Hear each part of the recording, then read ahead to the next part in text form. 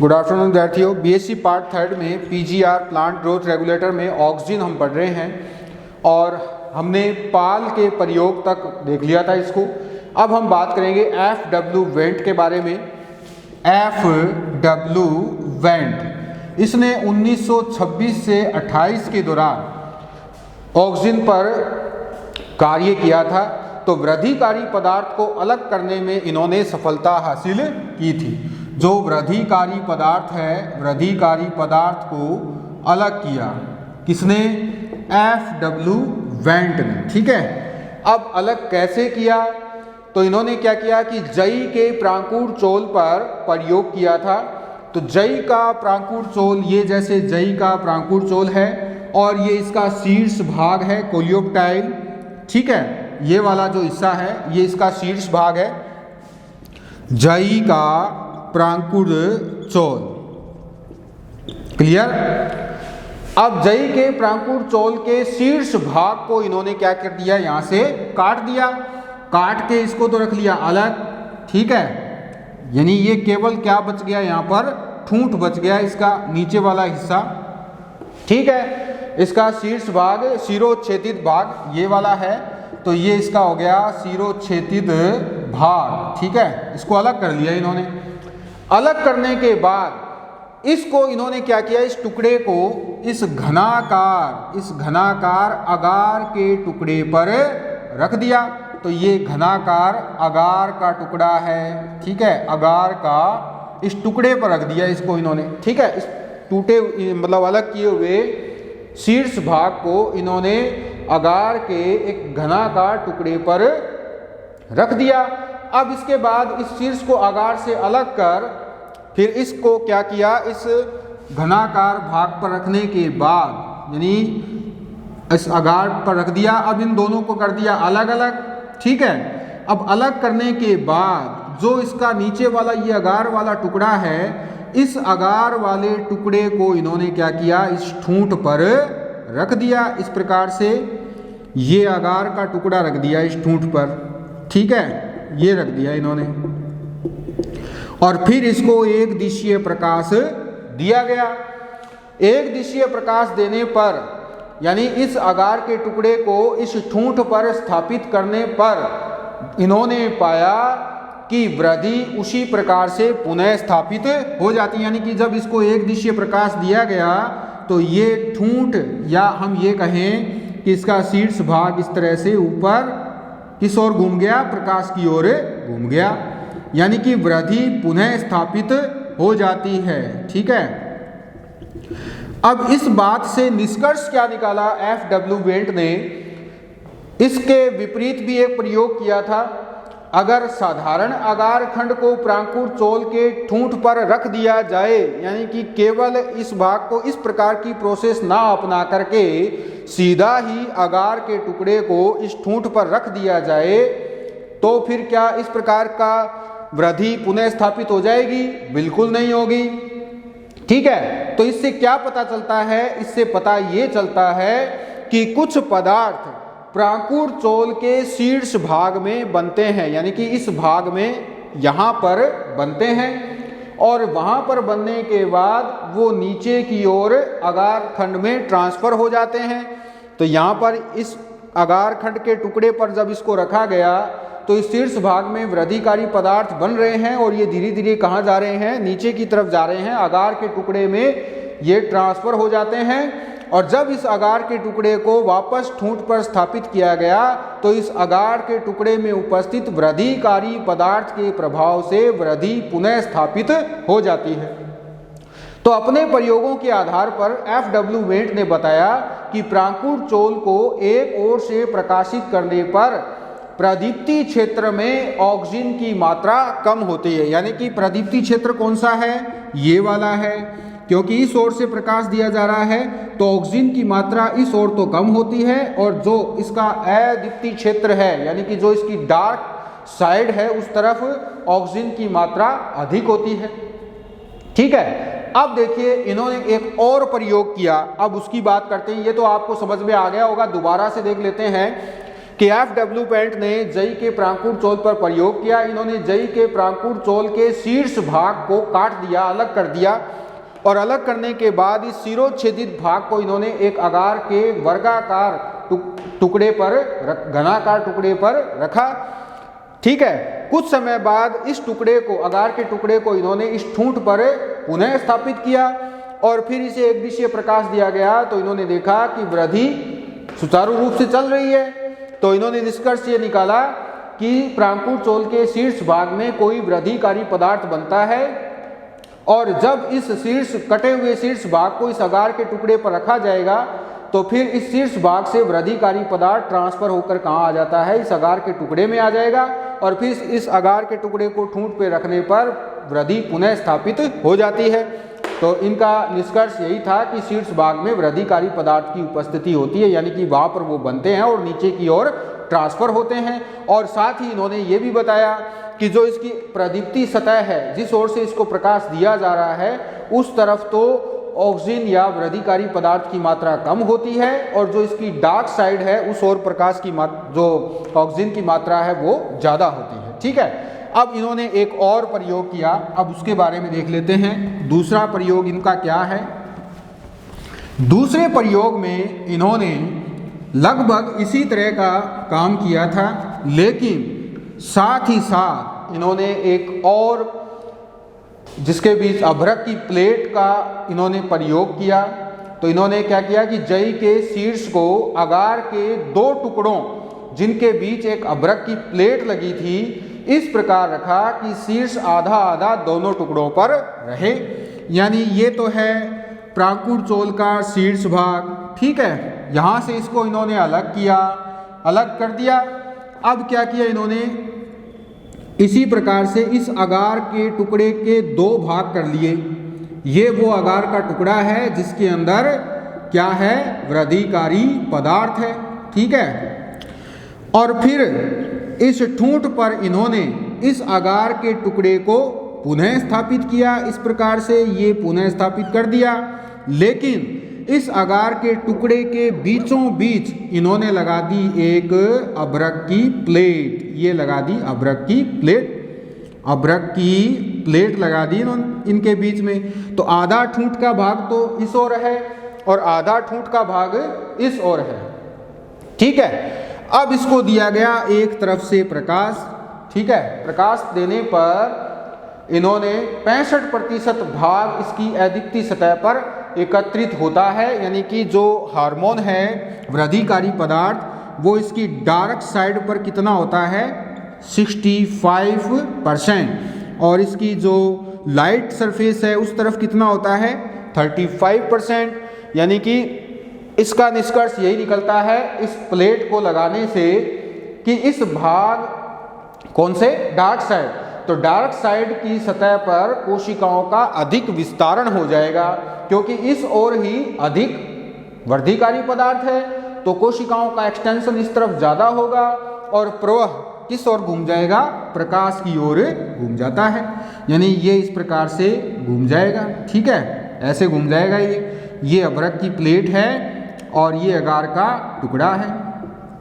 तो इस ओर कोशिकाओं का क्या हो रहा है, विस्तारण हो रहा है। ठीक है, और विस्तारण होने से ये किस ओर घूम जाएगा, प्रकाश की ओर घूम जाएगा। तो इस तरह इन्होंने निष्कर्ष क्या निकाला कि अधिकतर वृद्धिकारी पदार्थ किस ओर मौजूद है, इसकी डार्क साइड पर मौजूद है, ना कि इसकी लाइट साइड पर।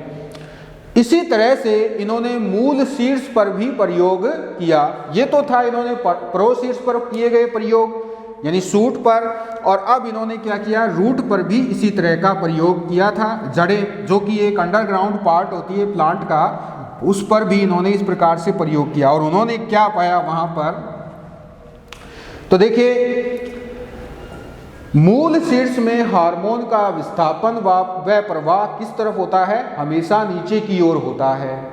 जहां यह वृद्धि को क्या करेगा, कम करता है, नीचे की ओर होगा और वृद्धि को कम करता है। जबकि नीचे की कोशिकाओं में वृद्धि कम होने से यह नीचे की ओर मुड़ जाता है। यानी जड़ें, जो हम सब जानते हैं, जड़ें कैसी होती है, धनात्मक गुरुत्वानुवर्ती होती हैं। तो यहाँ पर कोशिकाओं का क्या होता है, विस्तार होता है। इधर नहीं होता, नीचे की तरफ नहीं होता, ऊपर की तरफ होता है। ऊपर की तरफ तो कोशिकाओं का अधिक विस्तार होगा, ठीक है। नीचे की तरफ कोशिकाओं का विस्तार कम होता है। तो ऊपर की तरफ कोशिकाओं का विस्तार अधिक होने से कोशिकाओं की संहति यहाँ पर बढ़ जाएगी और धीरे धीरे जड़ें क्या है, नीचे की ओर घूम जाती हैं। तो इस प्रकार से यह हार्मोन प्रोशीर्ष में, जो मूल शीर्ष में हार्मोन का विस्थापन व प्रवाह कहाँ होता है, नीचे की ओर होता है। तो वे कार्बनिक पदार्थ जो 0.01 मोलर से कम सांद्रता में सूट में एलोंगेशन को प्रेरित करते हैं, ऑक्सिन कहलाते हैं। क्या कहलाते हैं? ऑक्सिन कहलाते हैं, ठीक है। अब ऑक्सिन को 3 रूपों में पहचाना और पृथक किया गया था। ऑक्सिन के कितने रूप पहचाने गए? 3। कौन कौन से, अभी देख लेते हैं। ऑक्सिन के 3 रूप अलग किए गए व पहचाने गए। कौन कौन से? पहला तो है ऑक्सिन ए, दूसरा है ऑक्सिन बी और तीसरा है हेटेरो ऑक्सिन। तो इस प्रकार से ये 3 रूप में इसे पहचाना गया, अलग किया गया। इन पदार्थों को ऑक्सिन नाम किसने दिया था? तो ऑक्सिन नाम दिया था कॉल ने, ठीक है। कॉल ने 1931 में ऑक्सिन नाम किसने दिया? कॉल ने दिया था 1931 में। और जई के प्राकुर चोल में ये क्या करते हैं? वक्रता प्रेरित करते हैं, यानी कर्व उत्पन्न करते हैं। अब ऑक्सिन ए की बात कर ली जाए। ऑक्सिन ए, देखिए ऑक्सिन ए कॉल व हैगन स्मिथ ने 1931 में इसे अलग किया था। कॉल एंड हैगन स्मिथ, इन दोनों वैज्ञानिकों ने 1931 में इसे अलग किया था। किससे अलग किया? मनुष्य के मूत्र से क्रिस्टलीय पदार्थ के रूप में। तो मनुष्य के मूत्र से एक क्रिस्टलीय पदार्थ के रूप में अलग किया गया।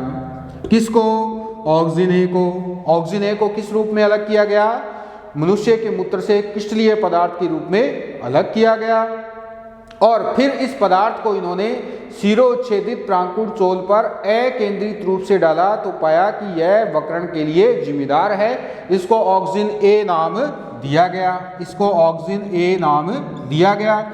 अब इसका जो अणुसूत्र है, अणुसूत्र इसका क्या होता है? इसका अणुसूत्र होता है C18H32O6। C18H32O6 इसका अणुसूत्र होता है। और इसका रासायनिक नेम क्या होता है? इसका रासायनिक नेम होता है, रासायनिक नाम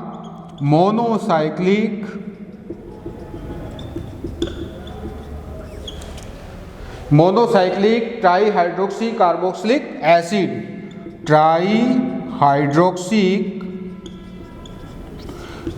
कार्बोक्सिलिक एसिड, ये इसका रासायनिक नाम होता है, ठीक है। अब बात करेंगे ऑक्सिन बी की। तो ऑक्सिन बी जो है वो भी किसके द्वारा खोजा गया था? कोल एंड हैगन स्मिथ और इरेक्स बर्गन। कोल, हैगन स्मिथ एंड इरेक्स बर्गन, इन तीनों वैज्ञानिकों के द्वारा इसकी खोज की गई थी। कब की गई थी? 1934 में की गई थी। 1931 में ऑक्सिन ए खोजा गया, 1934 में ऑक्सिन बी खोजा गया। ऑक्सिन ए की खोज तो मनुष्य के मूत्र से हुई थी और ऑक्सिन बी की खोज हुई थी मक्का भ्रूण के तेल से। मक्का के भ्रूण के तेल से। तो मक्का के भ्रूणीय तेल से अलग किया गया, ठीक है। किसको? ऑक्सिन बी को, ठीक है। और इसे एक सक्रिय पदार्थ के रूप में अलग किया गया था। इसका अणुसूत्र जो होता है वो होता है C10H30O4। C10H30O4 ये इसका अणुसूत्र है। और ये मोनोसाइक्लिक हाइड्रोक्सी कीटो कार्बोक्सिलिक एसिड होता है। मोनोसाइक्लिक हाइड्रोक्सी कीटो कार्बोक्सिलिक एसिड होता है, ये इसका रासायनिक नाम है। ठीक है, आगे चले हम हेटेरोऑक्सिन की तरफ। नंबर तीसरा, अणुसूत्र आपको याद रखने हैं, इनके रासायनिक नाम आपको याद रखने हैं, इसकी खोज किसने की थी वो याद रखना है, और कहाँ से खोज की गई थी वो भी याद रखना है। तो ऑक्सीजन ए को खोजा गया था मनुष्य के मूत्र से, ऑक्सीजन बी को खोजा गया मक्का के भ्रूण के या भ्रूणीय तेल से। अब तीसरे की बात करें तो तीसरा है हेटेरोऑक्सिन। हेटेरोऑक्सिन, इन तीनों वैज्ञानिकों ने ही मानव मूत्र से एक अन्य पदार्थ की खोज की थी। तो इसको भी कहां से खोजा गया? मानव मूत्र से।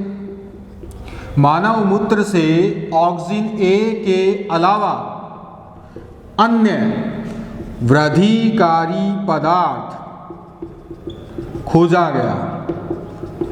ठीक है, इन तीनों के द्वारा ही खोजा गया था। किसके द्वारा? कोल, हैगन-स्मिथ और तीसरा कौन सा था? इरेक्सबर्गन। ये तीनों वैज्ञानिक थे। इन तीनों ने 1934 में ही इस प्रकार के हेटेरोऑक्सिन की खोज की थी। और यह पाया कहा जाता है, यह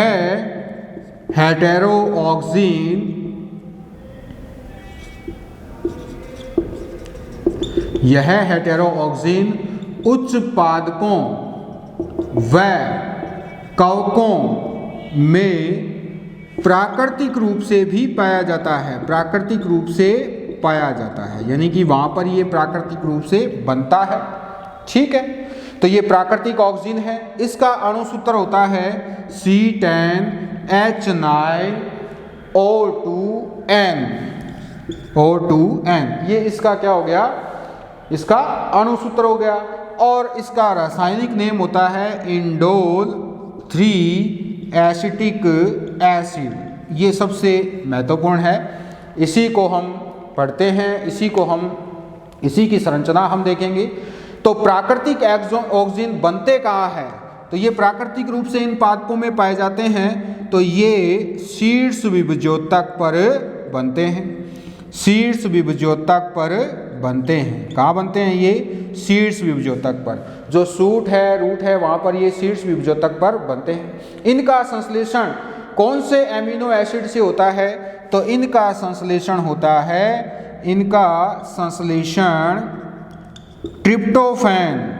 ट्रिप्टोफैन एसिड से होता है। ये भी इंपॉर्टेंट है, ये कंपटीशन लेवल में पूछा गया है बहुत बार। ट्रिप्टोफैन एसिड से, एमिनो एसिड से इसका होता है। और इसके निर्माण के लिए कौन सा तत्व होना जरूरी है? तो Zn की उपस्थिति इसके संश्लेषण के लिए आवश्यक है। संश्लेषण के लिए आवश्यक है। अब सीधी सी बात है कि अगर किसी पादप में जिंक की कमी हो जाएगी, Zn की, तो उसमें क्या नहीं बनेगा? हेटेरोऑक्सिन या ऑक्सीजन का निर्माण नहीं होता है। संरचना देखें हम किस प्रकार से होती है IAA की, इंडोल एसिटिक एसिड की। तो इस प्रकार की संरचना इसकी पाई जाती है। इंडोल एसिटिक एसिड की संरचना है ये।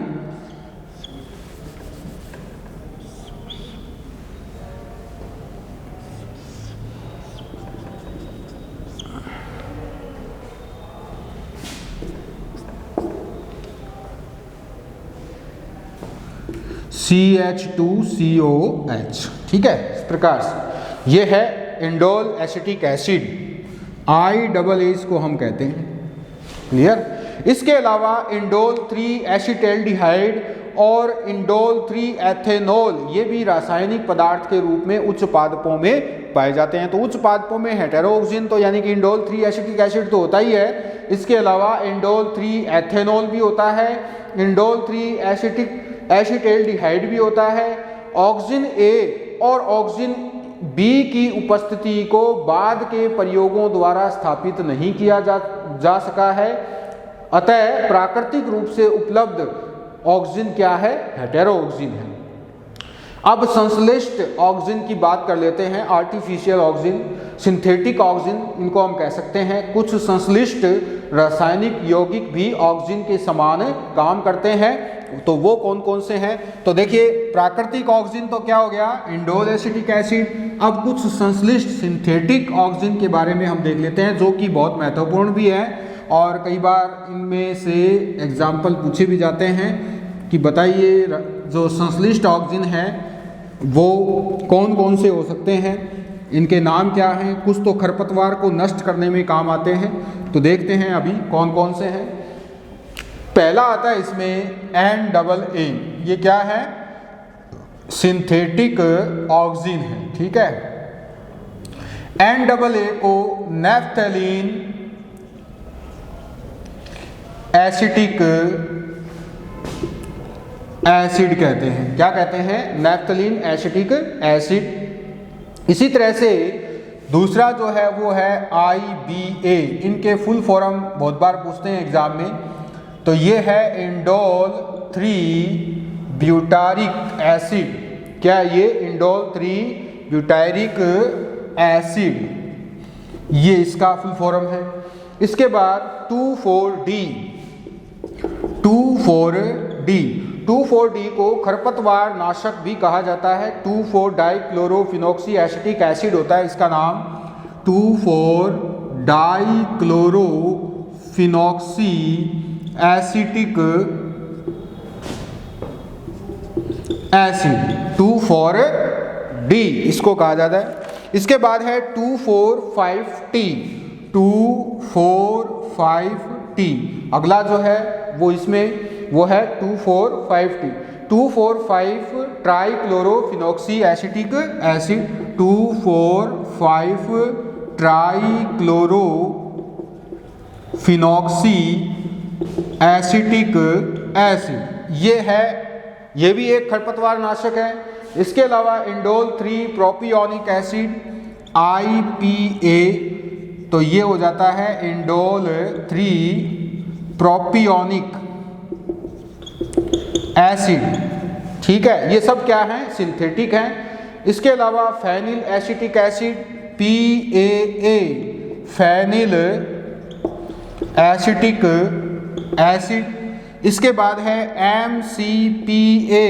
MCPA को कहते हैं two methyl four chlorophenoxy acetic acid, two methyl four chlorophenoxy acetic acid. ये सारे कैसे हैं, ये सारे कहलाते हैं कौन से, सिंथेटिक, ठीक है। अब एक एक करके हम इनकी थोड़ी बहुत संरचना देख लेते हैं क्या क्या है। तो सबसे पहले हम देखेंगे 2,4-D की। तो ये 2,4-D की संरचना है, इस प्रकार की संरचना इसके अंदर पाई जाती है, ठीक है। एक वलय होती है हेक्सोन, ये इसकी वलय है और इस वलय में CH2COOH ये हो गई, और इसके अलावा क्लोरीन जुड़ा होता है, तो ये क्लोरीन हो गया, और एक क्लोरीन यहाँ जुड़ा होता है ये वाला। तो इसीलिए इसको हम क्या कहते हैं, 2,4-D कहते हैं। 2 और ये 4 पर जुड़ा हुआ है, 2,4, ठीक है। डाइक्लोरो, 2 है क्लोरो और फिनॉक्सी एसिटिक एसिड, ठीक है। तो ये हो जाता है 2,4-D। ये 2,4-D की संरचना है। इसके अलावा अगला आता है इसके अंदर PAA, phenoxy acetic phenyl acetic acid. इसकी संरचना बहुत ही साधारण है। इस प्रकार से ये वलय है और इस वलय पर यहाँ पर CH2COOH ये जुड़ा होता है, ठीक है। ये हो गया PAA, फेनिल एसिटिक एसिड। इसके अलावा MCPA की संरचना इस प्रकार की होती है। ये MCPA की संरचना है, जिसमें यहाँ पर CH3 जुड़ा होता है।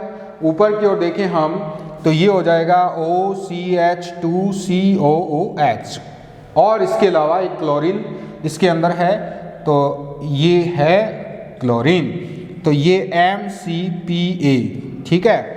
2 मैथिल, तो ये देखिए दूसरे स्थान पर मैथिल जुड़ा हुआ है। 4 क्लोरो, चौथे स्थान पर क्लोरीन है। और फिनॉक्सी एसिटिक एसिड। 2,4,5-T की संरचना कैसी होती है? तो 2,4,5-T की संरचना इस प्रकार की होती है। 2,4,5-T में क्लोरीन जो है वो 3 जुड़े हुए होते हैं, 2, फिर उसके बाद 4 और फिर उसके बाद 5। तो ये 2 पर है, ये 4 पर है और ये 5 पर है। तो 3 तो क्लोरीन हो गए और इसके अलावा ये हो गया OCH2COOH, ठीक है, ये हो गए। तो इस प्रकार से ये हो जाती है 2,4,5-T, 2,4,5-T, ये हो गया। और अब इसमें एक और बच गया NAA, नैफ्थेलिक एसिड, ठीक है, नैफ्थलीन एसिटिक एसिड किस प्रकार से होता है? तो यहाँ पर देखते हैं हम।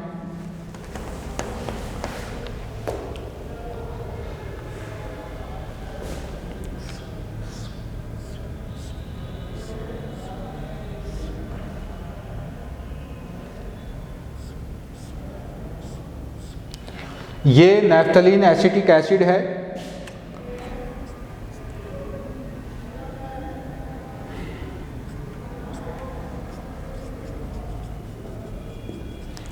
ये हो गया NAA, ठीक है। अब अगला जो है वो है IBA, इंडोल ब्यूटारिक एसिड। तो इंडोल ब्यूटारिक एसिड यहाँ हम समझ लेते हैं। इसी में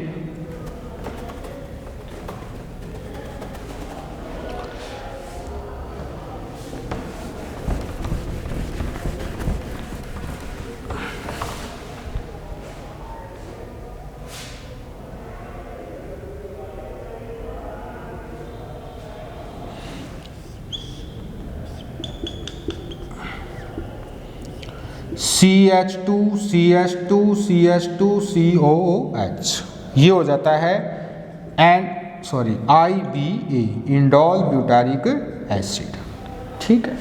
तो ये सारी संरचनाएं आपको याद करनी है। तो पादप के सभी भागों में देखिए ऑक्सीजन की कुछ मात्रा उपस्थित होती ही है, परंतु वृद्धि व परिवर्तनशील ऊतकों में इसकी सर्वाधिक सांद्रता पाई जाती है। जैसे कि शीर्ष विभजोतक है, वहाँ पर इसकी सांद्रता अधिक होती है।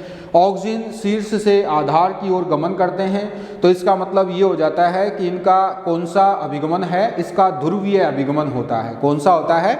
ध्रुवीय अभिगमन। और इनका स्थानांतरण कौन सी फिजियोलॉजिकल रिएक्शन द्वारा होता है? तो इनका स्थानांतरण होता है विसरण क्रिया द्वारा। किसके द्वारा? विसरण क्रिया द्वारा एक कोशिका से दूसरी कोशिका में इनका स्थानांतरण होता है। और अगर बात की जाए रूट की, अगर रूट में देखें हम तो ऑक्सीजन का परिवहन अग्राभिसारी क्रम में होता है। गोल्डस्मिथ ने 1977 में एक रसायन परासरणी परिकल्पना के अनुसार बताया है कि इंडोल एसिटिक एसिड के अभिगमन के लिए कोशिकीय उपापचयी ऊर्जा ATP का प्रयोग करती हैं। अर्थात जो कोशिकाओं में उपापचयी ऊर्जा ATP है वो ऑक्सीजन के परिवहन में सहायक होती है। तो कल हम देखेंगे ऑक्सीजन के कार्यकी प्रभाव कौन कौन से हैं। और आज के लिए बस इतना ही।